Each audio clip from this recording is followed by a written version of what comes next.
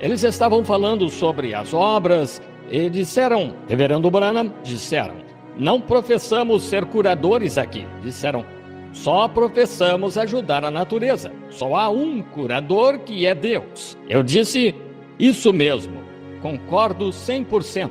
É uma das coisas que emocionou o meu coração o outro dia, depois de ser paciente lá, e a Clínica Mayo me disse que eu não tinha esperança de me recuperar. Nunca pesei mais de 59 quilos em toda a vida. 61, acho, uma vez, e agora peso 70 quilos e estou com saúde perfeita.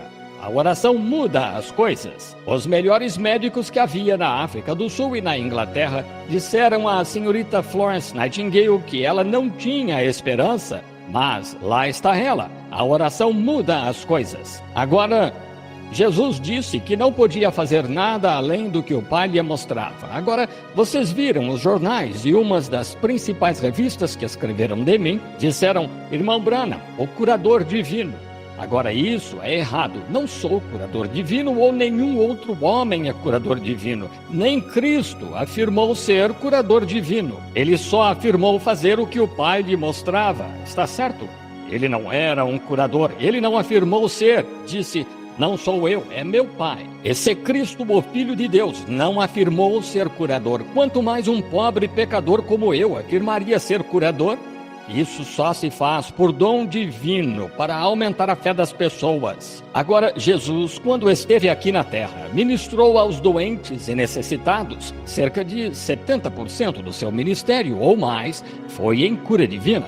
Isso atrai a atenção das pessoas, fascina-as com o pensamento de... O diabo certa vez disse a Jó o certo, disse, que daria o homem pela sua pele?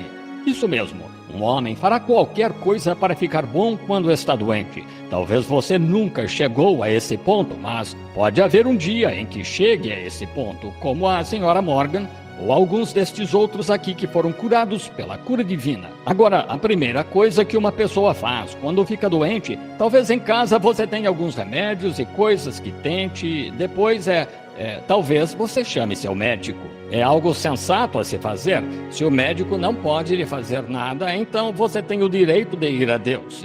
Isso é o que você deve fazer, invocar Deus, e Deus é o autor das circunstâncias. Ele pode fazer quando nada mais pode. Quando o homem chega ao fim da linha, Deus pode fazer. Agora notem, e nunca se esqueçam disto, vocês que estão aqui doentes e necessitados, a atitude mental correta para com qualquer promessa divina de Deus fará com que ela se cumpra. Quando você crê e confia na palavra de Deus, diz que é assim, crê que é assim, Deus fará com que aconteça. Espero não estar gritando com vocês. Este negócio de fato está com um volume tanto agora, certo? A atitude mental correta para com qualquer promessa divina de Deus fará com que ela se cumpra. Se você é pecador, confesse seus pecados, creia que Deus o salvou e então vá testificar disso, dizendo às pessoas que está salvo. E isso operará a justiça. Depois de um tempo, você será cristão. Você crê nisso? Agora vejam, em Hebreus 3:1, Jesus Cristo é o sumo sacerdote da nossa confissão. Ele é o que confessamos que Ele é, e qualquer bênção redentora pela qual Ele morreu, Ele está sentado à destra do Pai esta noite, para validar qualquer coisa que você aceite nele. Ora, espero que entendam. Vejam, meus estimados amigos, isso não é fanatismo. Não é qualquer coisinha inventada em um canto. Uns 7 ou 8 anos atrás, as pessoas diziam que o programa não poderia prosperar, que nunca seria.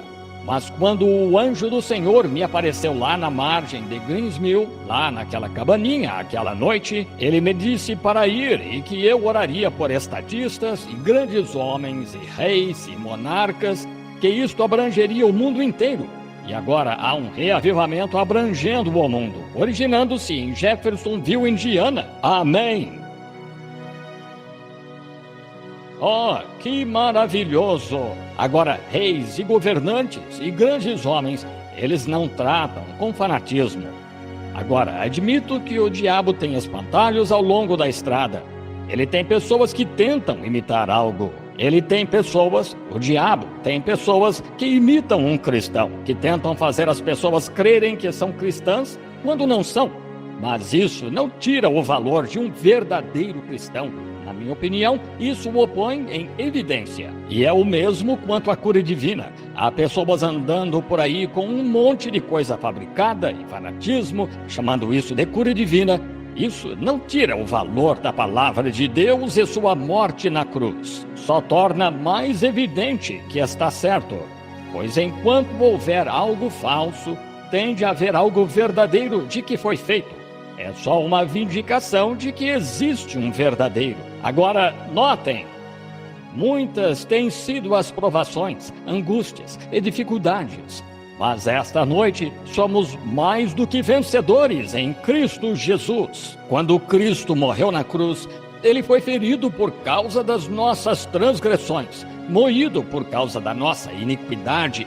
O castigo que nos traz a paz estava sobre ele, e pelas suas pisaduras fomos sarados. Essa é a palavra inadulterada de Deus. Verdadeiramente. Agora, então, ele colocou no Calvário aquelas grandes coisas, e aqui está. Espero que vejam. Olhem, todo crente cristão tem direito a qualquer uma daquelas bênçãos redentoras pelas quais Cristo Jesus morreu. Elas são suas, mas não estão sendo praticadas. As pessoas têm medo de aceitar a palavra de Deus. Não tenham medo. Deus tem a obrigação de fazer que se cumpra. Olhem aqui para as pessoas, criancinhas aflitas sentadas aqui, pessoas aí, alguns de vocês tomados pelo câncer e problema de coração e coisas das quais não conseguem se recuperar pela cura médica. E então Satanás vem e tenta privá-los da única esperança que tem, se me permitem esta expressão, perante um grupo religioso. Para saber como está o pudim, você tem de prová-lo. Aqui estão pessoas que os próprios médicos da cidade e das redondezas disseram que não podem mais viver, e são testemunhas vivas e testemunhos esta noite do poder do Jesus Cristo ressuscitado. Como podem duvidar? Vejam, deitadas aqui na minha frente, claro que é só uma pequena reunião de uma noite. Às vezes elas se encontram aos milhares. Mas acho que se eu reunisse os testemunhos que vi acontecerem, provas infalíveis de que os médicos testemunharam, nos últimos 6 anos que estive em campo, ultrapassariam 100.000. E tenho visto cânceres do tipo sarcoma serem curados pela atitude mental correta para com a palavra divina de Deus.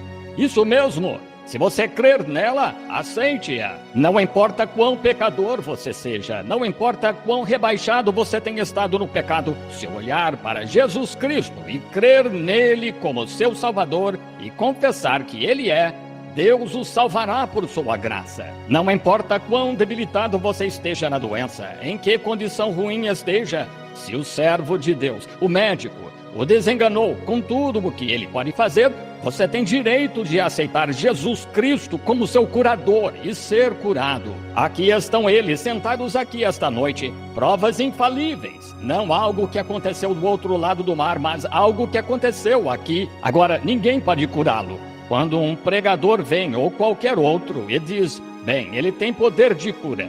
Isso é errado. Poder de cura está no Calvário, não no homem. No Calvário. Eu disse outra noite em uma conferência internacional, onde muitos milhares estavam reunidos, eu disse, encontro 2 grupos de pessoas no mundo. Um deles é o grupo fundamental, posicionalmente. Eles sabem. E o outro é o grupo do evangelho completo que tem isso e não sabe.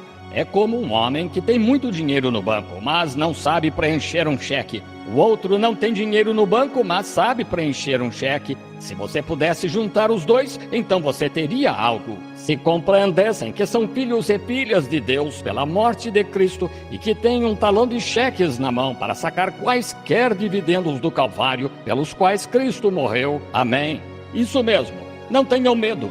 Coloquem isso em prática. Deixem sua fé começar. Uma vez, soltem-na. Olhem, deitadas aqui esta noite, aqui morrendo diante de mim, Há pessoas sentadas aqui, deitadas aqui, que estarão mortas dentro de algumas semanas se misericórdia não for mostrada em algum lugar. E que tipo de pessoa eu deveria ser?